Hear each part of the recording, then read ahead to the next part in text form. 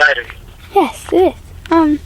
Okay, so, hey everyone, this is Pavlina from Pavlina's Kids Place, and I'm on the line with a singer and a previous American Idol contestant, Chris Medina. Hello. How are you? I'm good. How are you? Doing good. Thanks for having me. Yes. Well, thanks you for being here. So the world discovered you when you were on American Idol, and we learned about your fiance, Giuliani. Were you scared or shy about talking about everything? Yes, I was. I was a little nervous about talking about my story and, Giuliana's situation because, it's pretty, it takes people, aback, basically. It kind of makes people, sometimes, you don't know if it's going to make someone uncomfortable or mad or, if they're going to, or if they're going to be inspired or touched by it. So, I took a chance doing it. I'm glad I did. But I was definitely nervous. Yes. Well, I know you had the song "What Are Words," and I listen to that song every day. I love that song. So. Oh, great! Awesome. Yes. So growing up, did you always want to do music? Absolutely. I've always wanted to be a musician or an artist. I think the first instrument I ever learned how to play was the accordion. I was about 4 years old. Yeah, it was a big, honky-tonky, kind of gigantic, really heavy instrument, and I was a really little kid. Yes. I'm kind of a short grown-up too. So, it was a really big, and then it just kind of grew from there. I just wanted to play something cooler. When I got older, I think it was fourth grade. I brought my accordion to show and tell, and all the kids made fun of me because it just wasn't cool. I looked like a big, I guess a geek or something, or I'm not sure. But then I was like, oh man, I want to play something cooler. So I played the piano, and then I learned how to play the guitar, and then the rest of history. I joined the band in high school and learned how to sing.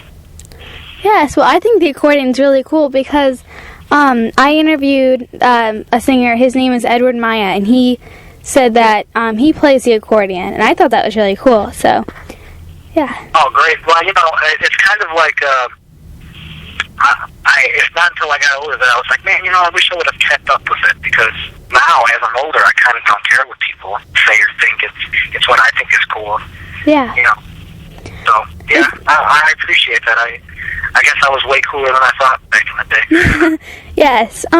It's really unusual too. Like Edward Maya, he uses it in his songs.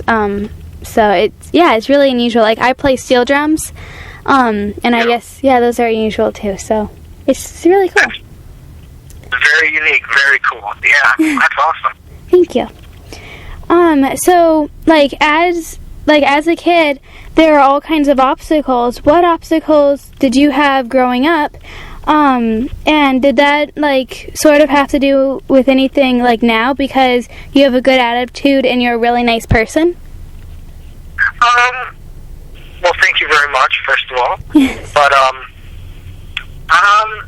I think I had a pretty easy childhood. I mean, my parents divorced when I was younger. That might have been considered an obstacle, but never really, I thought it was kind of a good decision on their part to do what they did, so I never, I don't think it affected me too much. No, I don't know. I guess I just had good parents to raise me, and I've seen a lot of my relatives go through trials and tribulations, and a lot of my friends growing up going through things that I never wanted to go through, and I got just a good upbringing, good schooling, and just overall, I just had a pretty decent childhood. I'm really lucky. Yes, okay, good. So I watched a lot of your YouTube clips, and see that you've met a lot of super people, through your experience with American Idol. Has there been one person, a celebrity or non-celebrity, that really meant a lot to you in the last few months? And what was great about that, and why? Oh, geez, that's so interesting. Yeah. That's a very good question. Let me see. Is there any? There was a cool experience I had with. This might not be This is the one that stuck out the most because it was after American Idol. I don't know if I think I had just gotten kicked off. I had just released a single, and I was in a restaurant with my fiance's cousin and her husband. And while I was there, a table recognized me, and they said, hello, how's it going? And they said, John Mayer's here, and you should go and say hello to him. And I got all kind of shy and starstruck, and I'm like, no, I can't bother him. Yeah. Well, anyway, he ends up getting up, and he's about to walk, out the door, but I'm in the path. So I got up, and I said, all right, here's my chance. I didn't want to bother him while he was eating. Mm-hmm. I got up, and I said, hey, Mr. Mayor, and he looked at me, and he goes, oh, Chris Medina, American Idol. Oh, my God. And it was the coolest thing to have a celebrity musician, someone that I admire, someone whose music that I really like, recognize me for who I am and what I've done so far and know who I am and kind of have a surprise reaction. So that kind of stuck out because he was almost as excited as I was to see him, to see me. Yeah. So it was real cool. And then, the ones that stand out a lot are like Steven Tyler for kissing Juliana and making her life, and Jennifer Lopez for being sweet, Yeah. So those three, I think. But that John Mayer experience was pretty awesome. That would be really, really cool. Yeah, that'd be awesome. So since being on American Idol, what have things been like? And like, what has surprised you most from it all? What surprised me the most? Mm-hmm. Well, I would say that the things that have changed is now when I go out, I get recognized more. So that's kind of right now. It's still really, really awesome. People ask the question, I get old or get sick of it. Right now, I don't think I could ever get sick of something like this for many reasons. But one of them is because if I was just a musician and that's what I was famous for or popular for, then I could act however I want. Like maybe I'd be annoyed by it or whatever.